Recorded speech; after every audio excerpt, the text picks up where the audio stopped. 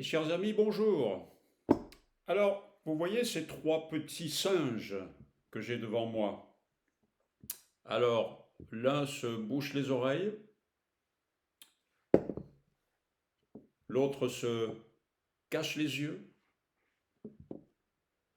et le troisième s'interdit toute parole ou expression personnelle. Il se tait. Alors, ces trois petits singes appartiennent à une doctrine de sagesse, originaire de Chine, plus précisément originaire de la doctrine du grand philosophe chinois Confucius. Alors je dirais que la question presque philosophique de ces trois petits singes est la suivante. Ont-ils raison? Ont-ils raison? La sagesse est-elle réellement de faire le vide total autour de soi, quelles que soient les circonstances? Pouvons-nous envisager la définition d'une telle sagesse en l'apparentant à un égoïsme exacerbé, à l'idée de dire après moi le déluge?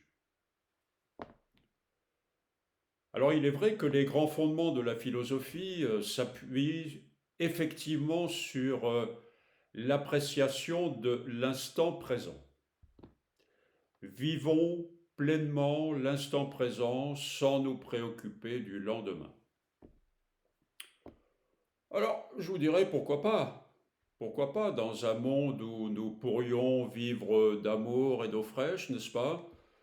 Dans un monde dans lequel il serait encore possible de vivre en autarcie, en vivant au fond des bois, cultivant ses propres légumes, consommant les œufs de ses propres poules, le tout dans un élan et un désir de décroissance.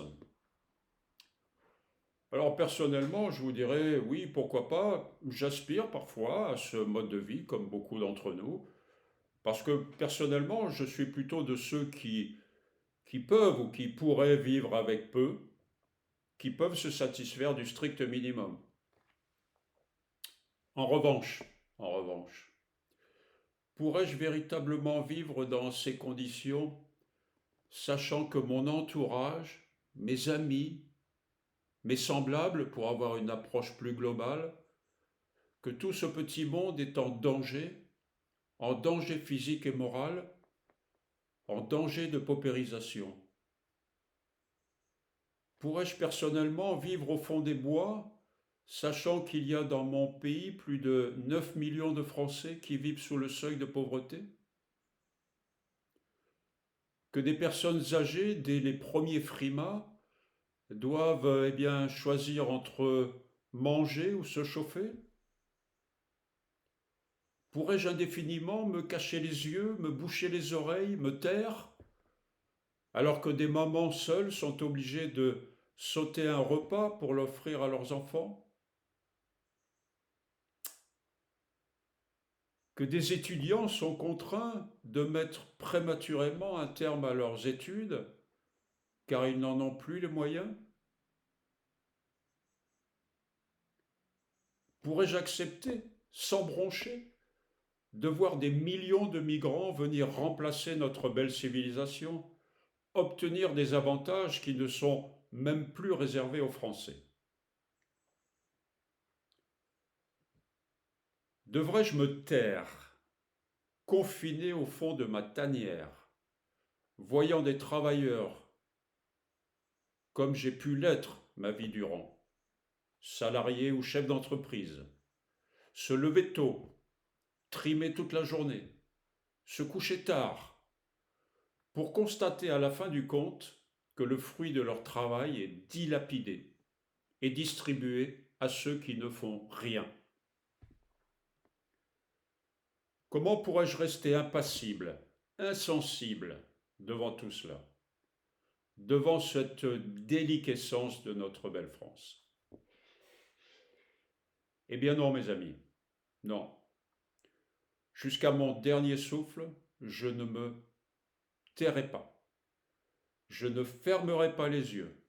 Je ne me boucherai pas les oreilles.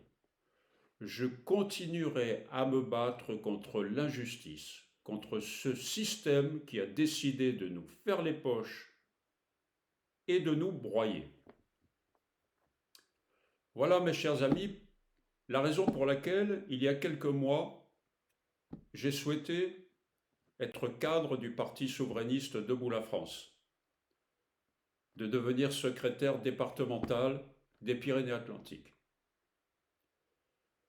Voilà, mesdames et messieurs, mes chers amis, je vous remercie de votre attention. Prenez soin de vous et réfléchissons ensemble à tout cela, à nos trois petits singes qui ne veulent rien voir, rien entendre. Est-ce bien raisonnable? Merci et à bientôt. Au revoir.